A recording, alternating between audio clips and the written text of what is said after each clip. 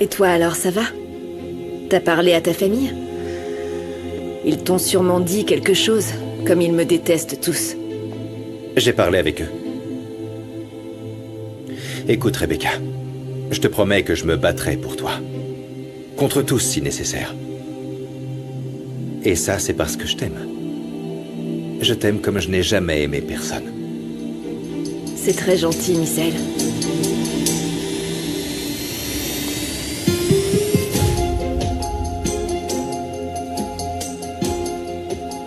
Il ne va pas tarder à apprendre que Monica est morte.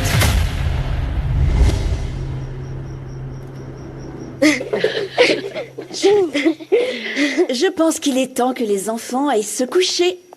Oh, si tôt que ça. Eh oui. Non. Oh, la hacienda, là oui, je veux bien. Mais ici, on peut jouer, non? Hé, non, mes petits Un peu de bonhommes. temps, allez. Ce n'est plus l'heure de jouer. C'est l'heure d'aller dormir et de faire de beaux rêves. Bon, d'accord. C'est d'accord. Bonne nuit à tous. Viens ici, Bonne viens nuit, ici, tonton Neveu. Rossé et Viens Mignon. là, ça va aller. Je ne veux pas que tu t'inquiètes, n'est-ce pas? Je vais faire en sorte que si ta mère vient te chercher dans le quartier, elle saura immédiatement que tu es là. Vraiment? Oui? Tu me le promets? Bien sûr que oui. C'est génial. C'est génial! Je te l'avais dit, mon garçon. Alors maintenant, c'est sûr qu'on va dormir très bien. Oui, ravi. Allez, mes chéris, venez. Je vous raconte quelle histoire ce soir? Celle avec les sorcières et les fantômes, c'est la meilleure, non? Ah oui. D'accord. On y que va. tu nous fasses Bonne nuit. peur. Non, je ne vais pas vous faire Bonne peur, nuit. sinon vous n'allez pas dormir. Allez, s'il te plaît. Ce n'est pas juste que Pedrito souffre pour sa mère. Et Misaël sait où elle se trouve. Mais il dit que c'est une très mauvaise femme, qui a une mauvaise vie, et que c'est pour ça qu'il ne veut pas qu'elle soit en contact avec le petit garçon.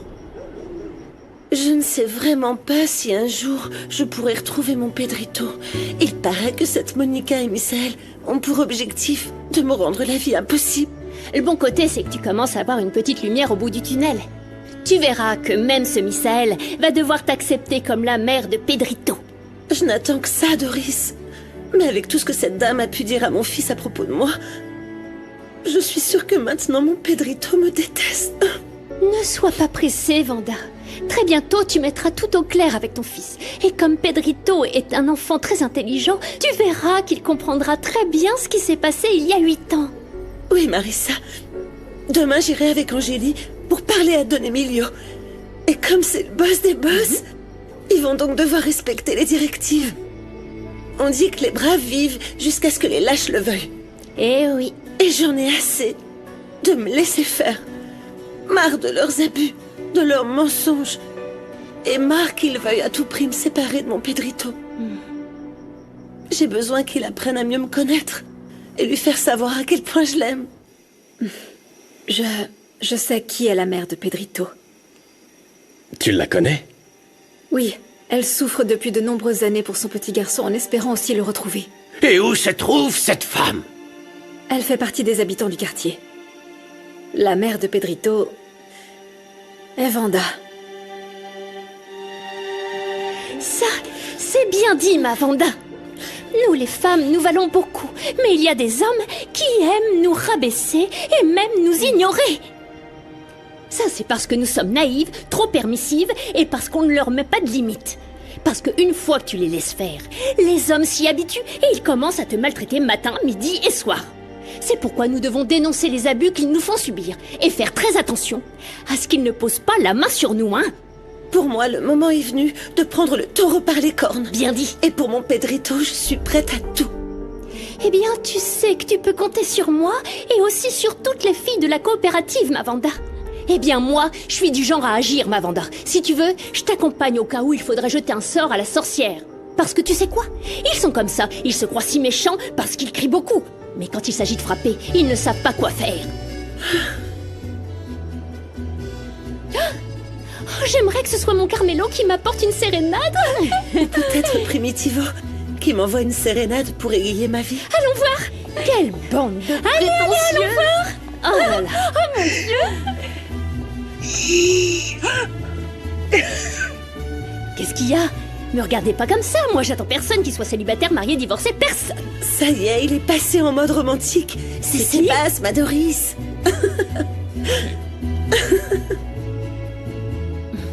Et en fait, quand elle a utilisé la chaise, on a bien vu qu'elle a laissé échapper un petit sourire. Oh, vous auriez dû la voir.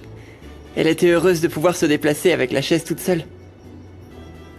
Je crois que ce petit moteur lui a redonné un peu de liberté. Ça me fait plaisir. Tu as bien fait de lui offrir. Tu l'aimes énormément, n'est-ce pas? Oh, mon fils, tu l'as beaucoup aidé. Je ne peux pas te dire à quel point je suis fière de toi. Parce que tu sais quoi? Tu dois toujours te rappeler que l'amour est la chose la plus précieuse qu'il y a dans ce monde. Ta mère a tout à fait raison. Il faut aimer sans se soucier des obstacles, n'est-ce pas? Mais alors dis-nous, mon fils, quand va sortir Mathilde? Eh ben, elle le sait pas, mais il est probable qu'en sortant, elle retourne à l'hacienda. Pour moi, c'est la meilleure chose à faire. Bien sûr. La vérité, c'est que ces enfants ont suffisamment souffert. Et puis, il s'avère que leur père les aime beaucoup. Et nous pouvons voir qu'il est prêt à les protéger quoi qu'il arrive. En plus, l'air de la campagne, il n'y a rien de mieux pour guérir de tout.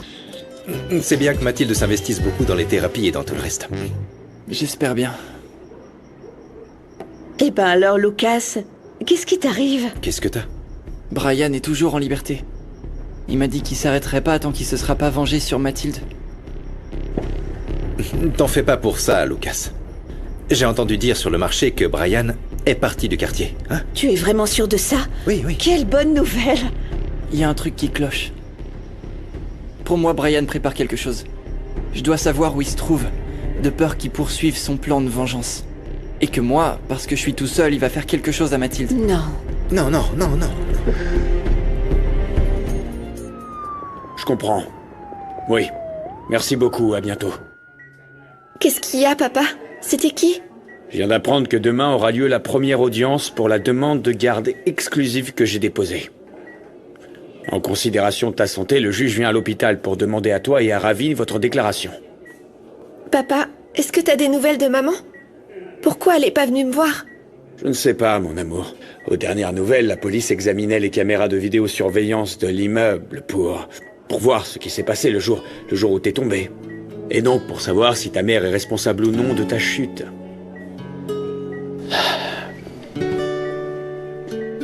Ma fille chérie, tout va bien se passer.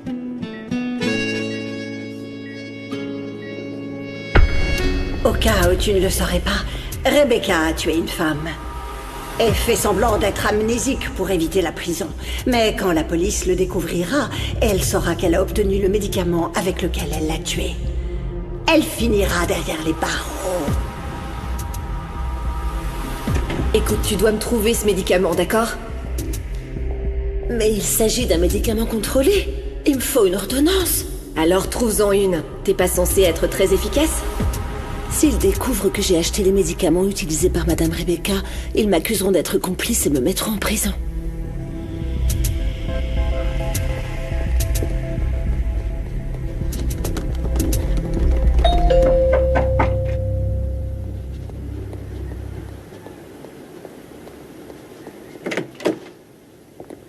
Madame Romina Castillo, vous êtes en état d'arrestation pour les blessures que vous avez causées à votre fille Mathilde, alors qu'elle était sous votre garde. Te connaître était presque un accident. Rien qu'une minute et c'est devenu permanent. Je n'ai pas hésité.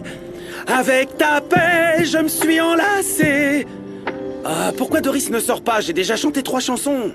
Surtout, tiens bon, mon Sébastien. Ma Doris a son caractère, mais elle a un grand cœur. Alors ne t'inquiète pas, elle va sortir. Et continue de chanter. Oui, ma Doris peut parfois n'en faire qu'à sa tête. Mais au fond, elle a un cœur en or. Si quelqu'un le sait, c'est bien moi. Je la connais sur le bout des doigts. C'est ma fille. D'accord, mais si après ça elle ne sort pas, c'est le signe qu'elle veut plus entendre parler de moi. Non, et je ferais mieux d'y aller. Non, tu continues à chanter. Tu chantes très bien en plus. Une autre. Chante-en une autre. Oui. Oh! T'as fini de chanter tes petites chansons? Ou t'en connais d'autres? Voilà. Je vous avais dit que c'était une mauvaise idée. Je ferais mieux de partir. Non, non. Sébastien, où vas-tu? Reste là. Tu croyais qu'on allait se rabibocher avec une sérénade? Eh bien, ça ne suffit pas, Sébastien. Parce que si on n'est pas là pour être ce qu'on est, alors à quoi bon être si on n'est pas là? Ah, non, non, non. Comme le dit Doris, elle a raison dans ses propos. On est ou on n'est pas, mon Sébastien, hein? Allez, entre. Allez, entre, vas-y, Doris,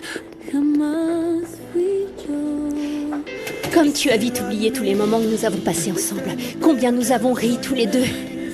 Tu m'as même dit que quand tu m'as rencontré, ça t'avait fait oublier toute ta tristesse et que ça t'avait redonné l'envie de vivre.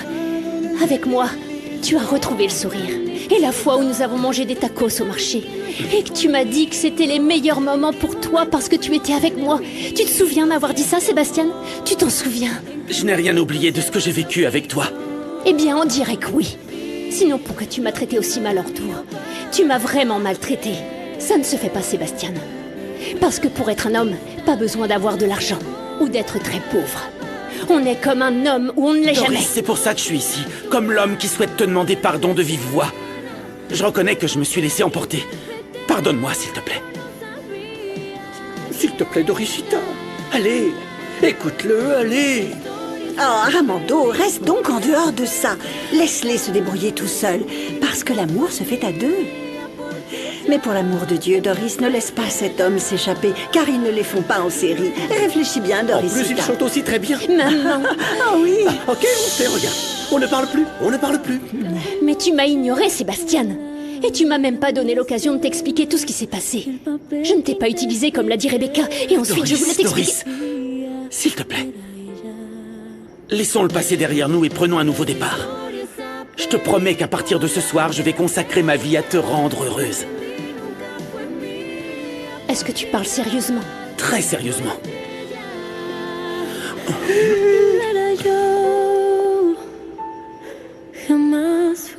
Si tu veux m'embrasser, alors fais-le vraiment, non? Oh oui, ma fille, c'est ça. Comme ils sont beaux. Mon petit-fils éprouve une profonde haine pour la mère de Pedrito. Une haine injustifiée, grand-père. Parce que si Vanda gagnait sa vie en dansant dans une boîte de nuit, ça veut pas dire que c'est une mauvaise personne. Non. Non, de plus, Vanda a vraiment beaucoup souffert pendant toutes ces années. Depuis le jour où Pedrito lui a été arraché de ses bras, elle n'a pas pu vivre en paix. Nous devons aider Vanda à se rapprocher de Pedrito. Une mère et son fils ne peuvent pas vivre malheureux quand il est de notre devoir de rétablir leur bonheur. Oui, je suis tout à fait d'accord avec toi, grand-père. Pedrito n'est pas fautif de ce qui s'est passé entre Vanda et Misaël. Et Monica doit comprendre que pour cet enfant, c'est très important d'avoir l'amour de sa mère. Oui. Les enfants se sont enfin endormis. Au fait, grand-père, j'ai pas bien compris, mais vous avez parlé du journal d'une sorcière que vous avez trouvé et que tu l'as gardé. Oh, mon enfant, c'est un autre sujet dont nous devons parler. Vas-y, dis-nous, on t'écoute. Bonjour, mon fils. Bonjour, Angélie. Bonjour. Je ne m'attendais pas à vous trouver ici. Et pourquoi cette réunion de famille? Oh, non, mais on aimerait bien savoir d'où vous venez. Quoi, nous? Oui? Non, non. Nous avons décidé de découvrir un nouveau restaurant. Oh, quel mystère. Mais si vous étiez en rendez-vous romantique, personne ne vous jugera? Non. Un nouveau restaurant, hein. S'il vous plaît, excusez-moi. J'ai pas bien compris, mais... il semble que quelque chose soit arrivé à Madame Monica. Merci, Petra. Oui. Excusez-moi. J'écoute. Oui, c'est ma tante. Comment ça, elle a reçu une balle? Quoi? Non, non. Une balle? Non. Grand-père. Comment ça, une balle?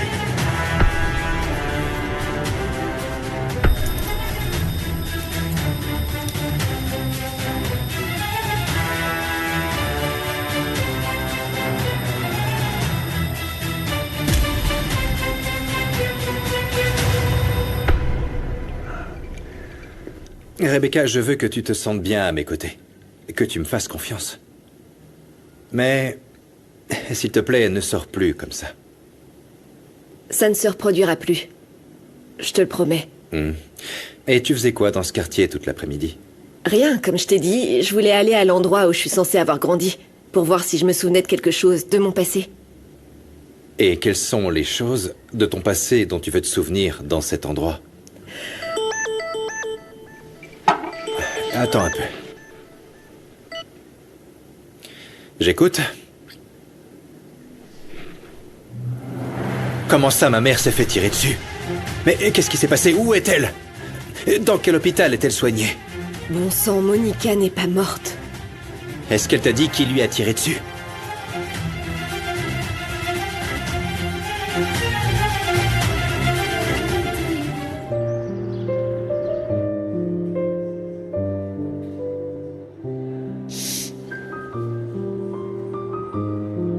Tu ne m'as jamais aimée comme tu aimes Christina. J'ai toujours été la fille négligée, papa. Non, ce n'est pas vrai, mon enfant. Je vous aime autant l'une que l'autre. Vous êtes toutes les deux mes filles. C'est juste que... Foutaise. Toute ma vie, j'ai voulu avoir ton attention, ton affection. Et j'ai rêvé que rien qu'une fois, tu me regarderais comme tu regardes Christina. Mais non, ça n'a jamais été le cas. Jamais. Ouais.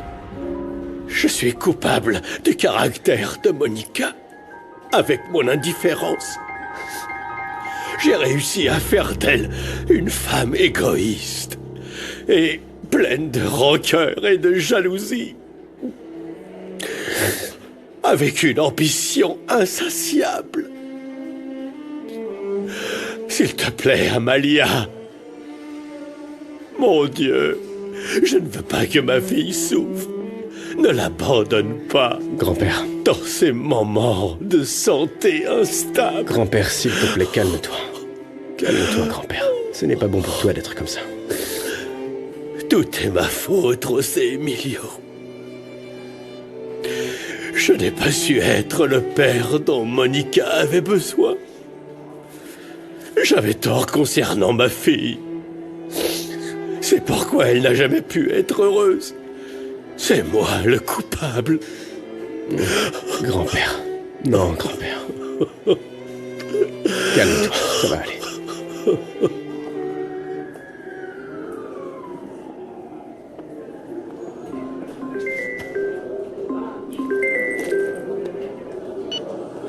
Bonjour, maman. S'il te plaît, dis-moi comment va Monica? Mal, maman, très mal.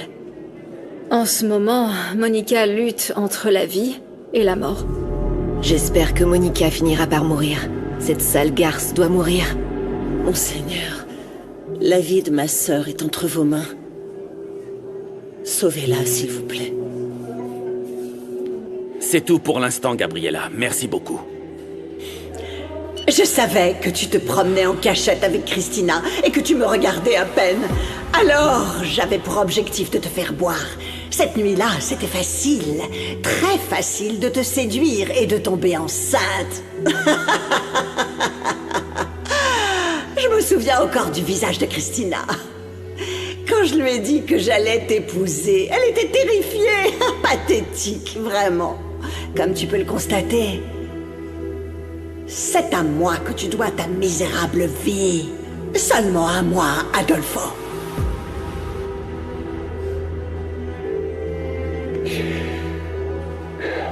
Maintenant, je comprends pourquoi mon père ne t'a jamais aimé. Tu ne mérites l'amour de personne, Monica. Non, tu ne mérites pas un homme comme mon père. Et mon père ne méritait définitivement pas une femme comme... Ne t'avise pas, Misaël, de faire ça, car je suis toujours ta mère. Eh bien oui, malheureusement, Monica. Parce que tu n'as pas idée à quel point je te méprise. Je te renie. Je renie qu'une femme comme toi soit ma mère, tu entends? J'arrive pas à croire ce qui est en train de se passer. J'ai l'impression de vivre un cauchemar. Je sais. Ne perds pas espoir, Misaël. Tu verras que ta mère va survivre à l'opération.